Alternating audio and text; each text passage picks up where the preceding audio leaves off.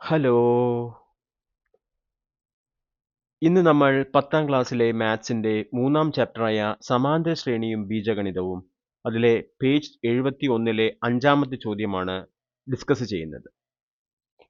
ആദ്യത്തെ n പദങ്ങളുടെ തുകയിൽ നിന്നും അതിന്റെ n-ാം പദം കണ്ടെത്തുക. ഇതിന് നമ്മൾ ഇവിടെ രണ്ട് മെത്തേഡ്സ് ആണ് പറയുന്നത്. ഒന്ന് വളരെ ഈസിയായ മെത്തേഡാണ്, നമുക്ക് സെക്കൻഡ്സിനുള്ളിൽ തന്നെ ചെയ്യാൻ പറ്റാവുന്ന മെത്തേഡാണ്. രണ്ടാമത്തെ മെത്തേഡ് നിങ്ങൾ ടെക്സ്റ്റ് ബുക്കിൽ ലാസ്റ്റ് ഭാഗത്ത്, ഈ ചാപ്റ്ററിന്റെ ലാസ്റ്റ് ഭാഗത്ത് കൊടുത്ത മെത്തേഡാണ്. നമുക്ക് ചോദ്യത്തിലേക്ക് പോവാം. ചോദ്യത്തിലേക്ക് പോകുന്നതിന് മുമ്പായി നമുക്ക് ഈസി മെത്തേഡ് എന്താണെന്ന് നമുക്ക് ആദ്യം നോക്കാം. ഓക്കെ, ഇപ്പൊ നമുക്ക് അറിയാം, ഏതൊരു സമാന്തര ശ്രേണിയുടെയും ആദ്യത്തെ n പദങ്ങളുടെ തുകയുടെ ബീജഗണിത രൂപം pn² പ്ലസ് qn ആണെന്ന്. ഓക്കെ, അതേപോലെ സമാന്തര ശ്രേണിയുടെ ബീജഗണിത രൂപം n-ാം പദം എന്ന് പറയുന്നത് an പ്ലസ് b എന്ന രൂപത്തിലാണ്. ഓക്കെ, അപ്പോ ആദ്യത്തെ n പദങ്ങളുടെ തുക എന്ന് പറഞ്ഞാൽ pn² പ്ലസ് qn രൂപത്തിലായിരിക്കും തന്നിട്ടുണ്ടാവുക. ഇനി അതിനെ നമുക്ക് n-ാം പദം കണ്ടുപിടിക്കുമ്പോൾ അത് an പ്ലസ് ബി രൂപത്തിലായിരിക്കണം വേണ്ടത്. അപ്പോൾ ഇവർ തമ്മിലുള്ള ബന്ധം എന്താന്ന് വെച്ച് കഴിഞ്ഞാൽ a എന്ന് പറഞ്ഞു കഴിഞ്ഞാൽ വളരെ എളുപ്പമാണ്. എന്ത് ചെയ്യുക? n² ഗുണകമായ pa 2 കൊണ്ട് ഗുണിക്കുക. അതേപോലെ b കിട്ടാൻ എന്ത് ചെയ്താൽ മതി? n-ന്റെ ഗുണകമായ q-വിൽ നിന്നും n² ഗുണകമായ p കുറയ്ക്കുക. അതായത് pn² പ്ലസ് qn തന്നിട്ടുണ്ടെങ്കിൽ a സമം 2p, b സമം q മൈനസ് p. ഇത് ഓർത്ത് വെച്ചാൽ നമുക്ക് n-ാം പദം എന്ത് കിട്ടും? 2pn plus q minus p എന്ന് കിട്ടും. ഓക്കെ, അപ്പം നമ്മൾ ഓർക്കേണ്ട കാര്യം ഇത്രയേ ഉള്ളൂ. n പദങ്ങളുടെ തുക pn² പ്ലസ് qn ആണെങ്കിൽ n-ാം പദം സമം 2pn plus q minus p. Okay, ഇതാണ് ഈസി മെത്തേഡ്. ഇനി നമുക്ക് ഇതാദ്യം നമുക്ക് എങ്ങനെയാണ് വന്നത് എന്ന് ഒന്ന് നോക്കാം. അപ്പൊ നമുക്ക് n-ാം പദത്തിന്റെ ബീജഗണിത രൂപം an പ്ലസ് b എന്ന് എഴുതാം. ഇത് നമുക്കറിയാം. ഇനി നോക്കൂ, ആദ്യത്തെ n പദങ്ങളുടെ തുക കാണാൻ നമ്മൾ പഠിച്ച സമവാക്യം a into n into n plus 1/2 plus b n plus nb എന്ന് പഠിച്ചിട്ടുണ്ട്. ഇനി നമുക്ക് ഇതിനെ ഒന്ന് വിപുലീകരിച്ച് എഴുതുമ്പോൾ an² plus an by 2 plus nb എന്ന് എഴുതാം. ഇനി ഇതിൽ എന്ത് ചെയ്യാന്ന് വെച്ച് കഴിഞ്ഞാൽ n² ഗുണകം a/2 ആണല്ലോ. അപ്പൊ a/2 n² എന്ന് എഴുതി. ബാക്കി രണ്ട് ടേമിലും, രണ്ട് പദത്തിലും ആര് കോമൺ ആണ്? n പൊതുവാണ്. അതുകൊണ്ട് n-നെ പുറത്തെടുത്തു കഴിഞ്ഞാൽ ഇവിടെ നമുക്ക് a/2ഉം ഇവിടെ n ഉണ്ടാവും. അപ്പൊ അത് b ഉണ്ടാവും, b. അപ്പൊ നമുക്ക് a/2 plus b into n എന്ന് എഴുതാം. അപ്പൊ ഇത് നോക്കൂ, ഇത് നമുക്ക് pn² പ്ലസ് qn എന്ന രൂപത്തിൽ എഴുതാം. ഇവിടെ p എന്ന് പറയുന്നത് എന്തായിരിക്കും? a/2 ആയിരിക്കും. q എന്ന് പറയുന്നത് എന്തായിരിക്കും? a/2 പ്ലസ് b ആയിരിക്കും. ഓക്കെ, അപ്പൊ ആദ്യത്തെ n പദങ്ങളുടെ തുക pn² പ്ലസ് qn എന്ന രൂപത്തിലാണെങ്കിൽ അതിൽ p എന്ന് പറയുന്നത് a/2ഉം q എന്ന് പറയുന്നത് a/2 പ്ലസ് ബിയുമാണ്. എപ്പോൾ? നമുക്ക് n-ാം പദം an പ്ലസ് ബി ആവുമ്പോൾ. ഓക്കെ, n-ാം പദം xn സമം an പ്ലസ് ബി ആവുമ്പോൾ ആദ്യത്തെ n പദങ്ങളുടെ തുക pn² പ്ലസ് qn രൂപത്തിൽ എഴുതാം. ഇവിടെ p എന്ന് പറയുന്നത് a/2ഉം q എന്ന് പറയുന്നത് a/2 പ്ലസ് ബിയുമായിരിക്കും. ഇനി കൂട്ടുകാരെ, ഇതിൽ നിന്ന് നമുക്ക് എയും ബിയും എന്തെഴുതാം? ഇപ്പൊ നമുക്ക് ആദ്യത്തെ n പദങ്ങളുടെ തുക തന്നിട്ടുണ്ട്. അത് pn² പ്ലസ് qn എന്ന രൂപത്തിലാണ്. അതിൽ നിന്നും എയും ബിയും ആണ് കണ്ടുപിടിക്കേണ്ടത്. അപ്പോൾ ആദ്യത്തെ n പദങ്ങളുടെ തുക pn² + qn ആണെങ്കിൽ n-ാം പദത്തിന്റെ ബീജഗണിത രൂപം an + b ആയിരിക്കും. ഇനി ഇതിൽ നിന്നും നമുക്ക് a എന്ന് പറയുന്നത് 2p എന്ന് എഴുതാം. q എന്ന് പറയുന്നത് q അല്ല b ആണ് വേണ്ടത്. b എന്ന് പറയുന്നത് എന്തെഴുതാം? q - a/2 എന്ന് എഴുതാം. ഓക്കെ, ഈ സമവാക്യത്തിൽ നമുക്ക് a അറിയില്ല, p യും q ഉള്ളൂ. അതുകൊണ്ട് ഈ a നെ നമ്മൾ എന്ത് ചെയ്യും? 2p എന്നാക്കും. അപ്പോൾ q - 2p/2 രണ്ടും ക്യാൻസൽ ആയി പോയി. അപ്പോൾ q - p എന്ന് കിട്ടും. ഇതാണ് നമ്മൾ ഇവിടെ പറഞ്ഞ കാര്യം. ആദ്യത്തെ n പദങ്ങളുടെ തുകയുടെ ബീജഗണിത രൂപം pn² + qn ആണെങ്കിൽ അതിന്റെ n-ാം പദത്തിന്റെ ബീജഗണിത രൂപം an + b കാണാൻ a = 2p, b = q - p എന്ന് ഉപയോഗിച്ചാൽ മതി.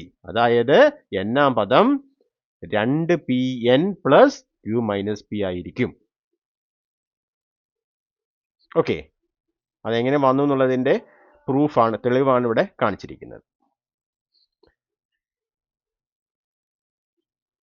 അപ്പോൾ a = 2p, b = q - p.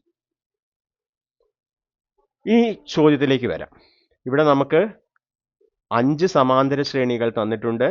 5 സമാന്തര ശ്രേണികളുടെ n പദങ്ങളുടെ തുകയാണ് തന്നിരിക്കുന്നത്. അതിൽ നിന്നും n-ാം പദം കണ്ടുപിടിക്കണം. ഓക്കെ, അപ്പോൾ നമ്മൾ ആദ്യം എന്താണ് നമ്മളിപ്പോൾ പഠിച്ച സിമ്പിൾ ട്രിക്കിൽ n-ാം പദം എന്ന് പറയുന്നത്, ഇവിടെ നോക്കൂ, എല്ലാതിലും നമുക്ക് എന്താണ് pn² + qn എന്ന രൂപത്തിലാണുള്ളത്. ഇവിടെ p1 q2, p2 q1, p1 q - 2, p2 q - 1, p1 q - 1. അപ്പോൾ ഇവിടെ എല്ലാം തന്നെ എന്താണ്? n പദങ്ങളുടെ തുക p² + pn² + qn എന്ന രൂപത്തിലാണ്. അപ്പോൾ നമുക്ക് n-ാം പദം 2pn + q - p ആണ്. ഓക്കെ, അപ്പോൾ നമുക്കിനി ഒന്നാമത്തെ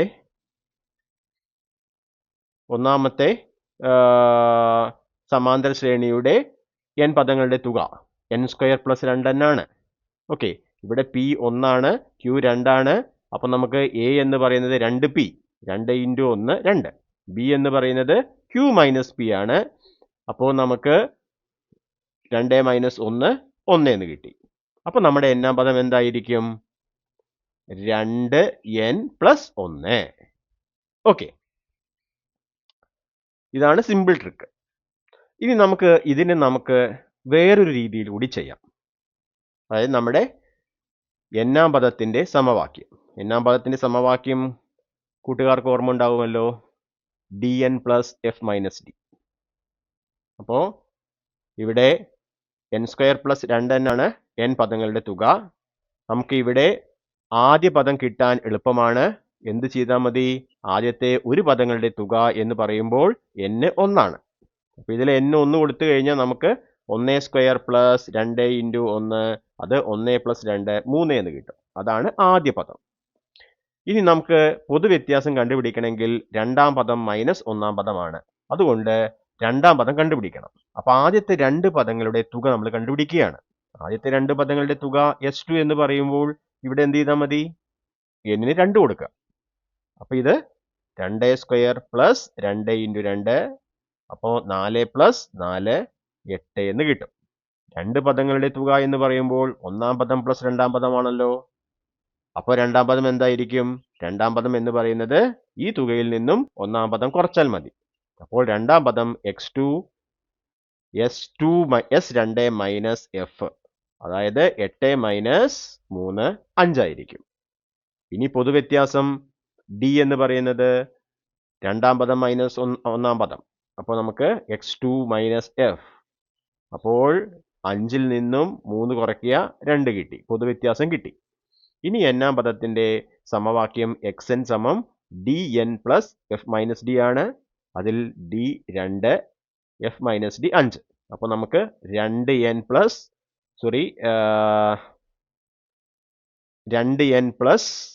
f - d 5 - 2. അപ്പോൾ നമുക്ക് 2n + 1 എന്ന് കിട്ടും. രണ്ടും തുല്യമല്ലേ? ഈ മെത്തേഡല്ലേ എളുപ്പം. ഓക്കെ, ഇനി രണ്ടാമത്തേത് നോക്കൂ. അപ്പോൾ അതിനു വേണ്ടി ആദ്യം n-ആം പദം 2pn plus q minus p എന്ന് എഴുതി. ഇനി ഇവിടെ 2n² പ്ലസ് n ആണ്. p 2, q 1, a എന്ത് കിട്ടും? 2 ഇൻറ്റു 2 ആണ് ഇവിടെ. അപ്പോൾ 2 ഇൻറ്റു 2 4. b എന്ന് പറയുന്നത് q മൈനസ് p ആണ്. അപ്പോൾ 1-ൽ നിന്നും 2 കുറയ്ക്കണം. -1 എന്ന് കിട്ടും. അപ്പോൾ n-ആം പദം an plus b 4n plus -1. അപ്പോൾ 4n -1 എന്ന് എഴുതാം. ഓക്കെ.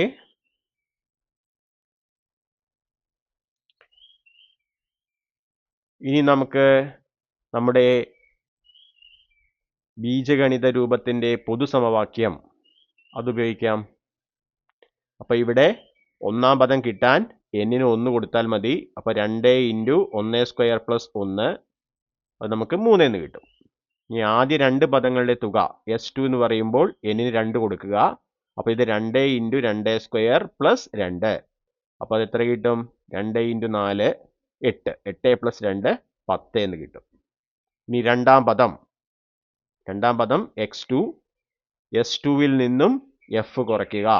അപ്പോൾ നമുക്ക് 10-ൽ നിന്നും 3 കുറച്ചാൽ 7. ഇനി പൊതുവ്യത്യാസം. രണ്ടാം പദം 7 മൈനസ് ആദ്യ പദം 3, അപ്പോൾ 4. ആയതുകൊണ്ട് n-ആം പദം xn സമം dn plus f minus d. d4, അപ്പോൾ 4n plus f minus d. f എന്ന് പറയുന്നത് 3 ആണ്. d എന്ന് പറയുന്നത് 4 ആണ്. 3 മൈനസ് 4. 3 മൈനസ് 4 -1 ആയിരിക്കും. അപ്പോൾ നമുക്ക് 4n മൈനസ് 1 എന്ന് കിട്ടും. രണ്ട് ഉത്തരവും ഒരേപോലെയാണ്.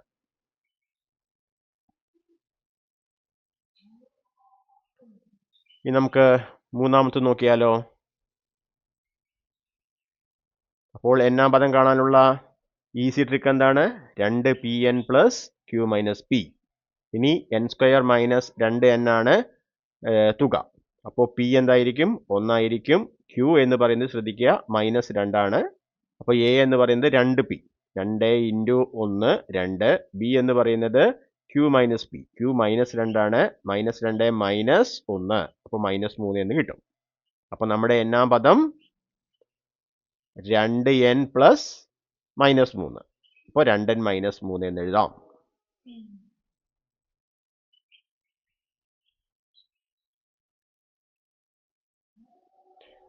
ഇനി രണ്ടാമത്തെ രീതി എങ്ങനെയാണ്? ആദ്യം നമ്മൾ തന്നിരിക്കുന്ന n പദങ്ങളുടെ തുക n² മൈനസ് 2n ആണ്. ഇതിൽ n-ന് 1 കൊടുത്താൽ ആദ്യ പദം f കിട്ടും. അപ്പോൾ 1² മൈനസ് 2, അപ്പോൾ 1 മൈനസ് 2 -1 എന്ന് കിട്ടി. ഇനി രണ്ട് പദങ്ങളുടെ തുക, ആദ്യത്തെ രണ്ട് പദങ്ങളുടെ തുക കിട്ടാൻ n-ന് 2 കൊടുക്കുക. അപ്പോൾ ഇത് 2² മൈനസ് 2 ഇൻറ്റു 2 4. അപ്പോൾ 4 മൈനസ് 4 0 എന്ന് കിട്ടും. ഇനി രണ്ടാം പദം കിട്ടാൻ വേണ്ടി s2-വിൽ നിന്നും f കുറയ്ക്കുക. അപ്പോൾ 0-ൽ നിന്നും 0 മൈനസ് -1. അപ്പോൾ മൈനസും മൈനസും പ്ലസ് ആവും. അപ്പോൾ നമുക്ക് രണ്ടാം പദം 1 എന്ന് കിട്ടും. ഓക്കെ. ഇനി പൊതുവ്യത്യാസം. രണ്ടാം പദമായ 1 മൈനസ് ആദ്യ പദമായ -1. അപ്പോൾ ഇവിടെ 1 മൈനസ് മൈനസ് പ്ലസ് ആവും. അപ്പോൾ 1 പ്ലസ് 1 2 എന്ന് കിട്ടി. ഇനി n-ആം പദം xn സമം dn plus f minus d എന്ന സമവാക്യം ഉപയോഗിക്കാം. d 2 ആണ്. അപ്പോൾ 2n പ്ലസ്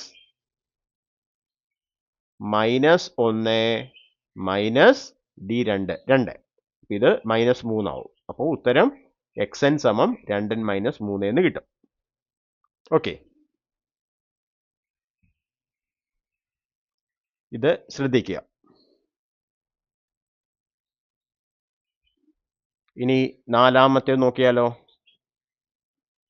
നാലാമത്തേത് നോക്കുമ്പോൾ നമുക്ക് ഈസി ട്രിക്കിൽ n-ആം പദം എങ്ങനെ കാണാം? 2pn plus q minus p. അപ്പോൾ ഇവിടെ 2n² മൈനസ് n-ൽ p 2 ആണ്. q -1 ആണ്. a 2 ഇൻറ്റു 2 4 എന്ന് കിട്ടും. b എന്ന് പറയുമ്പോൾ ക്യൂ -1 മൈനസ് പി 2 -1 -2 അപ്പം -3 എന്ന് കിട്ടും. എന്നാം പദം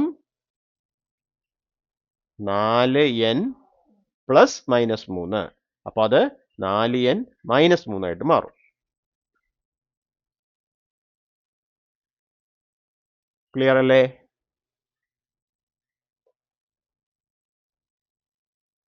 ഇനി ബീജഗണിത രൂപത്തിന്റെ സമവാക്യം ഉപയോഗിച്ചുള്ള മെത്തേഡ് നോക്കാം. അപ്പോൾ തന്നിരിക്കുന്നത് 2n² -n എന്ന തുകയാണ്. അപ്പോൾ ആദ്യ പദം കിട്ടാൻ n-ന് 1 കൊടുക്കുക. അപ്പോൾ ഇത് 2 - 1 1 എന്ന് കിട്ടും. ഇനി ആദ്യത്തെ രണ്ട് പദങ്ങളുടെ തുക കിട്ടാൻ n-ന് 2 കൊടുക്കുക. അപ്പോൾ ഇത് 2 × 2² -2 അപ്പോൾ ഇത് 2 × 4 8 8 - 2 6 എന്ന് കിട്ടും. ഇനി രണ്ടാം പദം കിട്ടാൻ എന്ത് ചെയ്താൽ മതി? രണ്ട് പദങ്ങളുടെ തുകയിൽ നിന്നും ആദ്യ പദം കുറയ്ക്കുക. അപ്പോൾ നമുക്ക് 6 - 1 5 എന്ന് കിട്ടി. പൊതുവ്യത്യാസം ഡി. രണ്ടാം പദം 5 മൈനസ് ഒന്നാം പദം 1 4. ഇനി എന്നാം പദത്തിന്റെ സമവാക്യം xn സമം dn plus f minus d. അപ്പൊ ഇവിടെ 4n പ്ലസ് 1 മൈനസ് 4. 1 മൈനസ് 4 എത്രയാണ്? -3 ആണ്. അപ്പോൾ 4n -3 എന്ന് കിട്ടും. ഓക്കെ. ഇനി അഞ്ചാമത്തെയും അവസാനത്തേതും എന്താണ്? അപ്പൊ അതിനുവേണ്ടി നമ്മൾ ആദ്യം എന്നാം പദം 2pn plus q minus p. ഈ തന്നിരിക്കുന്നത് n² - n ആണ് തുക. p സമം 1 q സമം -1. അപ്പോൾ a എന്ന് പറയുന്നത് 2 × 1 2. b എന്ന് പറയുന്നത് q മൈനസ് p -1 -1 അപ്പോൾ -2. അപ്പോൾ എന്നാം പദം എന്താണ്? 2pn 2 × 1 അപ്പോൾ ഇത് മതി.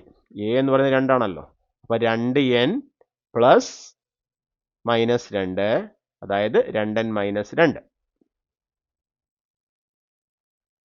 ഓക്കെ.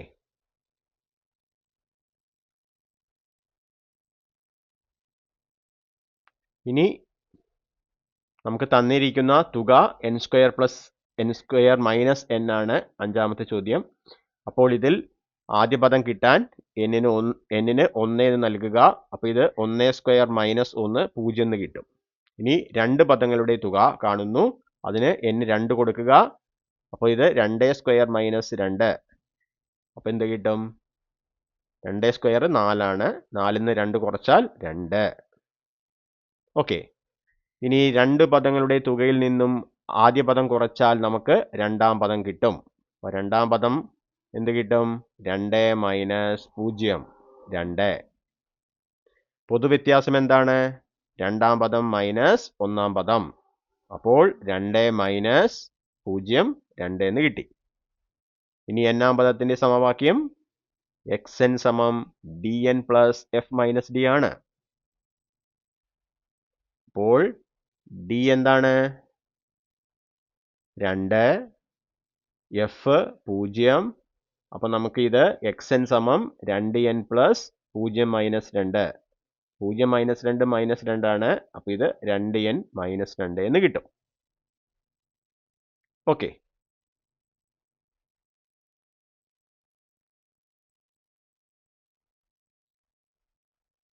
അപ്പോൾ ഇത് ക്ലിയർ ആയി കാണുമെന്ന് വിചാരിക്കുന്നു. അപ്പോൾ കൂട്ടുകാരെ, നമുക്ക് ഇനി ചെയ്യാനുള്ളത് ആറാമത്തെ ചോദ്യമാണ്. അത് നമ്മൾ അടുത്ത വീഡിയോയിൽ ചെയ്യുന്നതായിരിക്കും. ഈ വീഡിയോ നിങ്ങൾക്ക് ഇഷ്ടപ്പെട്ടു എന്ന് വിചാരിക്കുന്നു. അങ്ങനെയെങ്കിൽ ലൈക്ക് ചെയ്യണം, നിങ്ങളുടെ ഫ്രണ്ട്സിന് ഷെയർ ചെയ്യുക, നിങ്ങളുടെ വിലയേറിയ അഭിപ്രായങ്ങൾ കമൻറ്റ് ചെയ്ത് ചാനൽ സബ്സ്ക്രൈബ് ചെയ്ത് സപ്പോർട്ട് ചെയ്യുക. വീഡിയോ കണ്ട നിങ്ങൾക്ക് നന്ദി. അടുത്ത വീഡിയോ വരെ ബായ്. അപ്പോൾ താങ്ക് യു ഫോർ വാച്ചിങ്.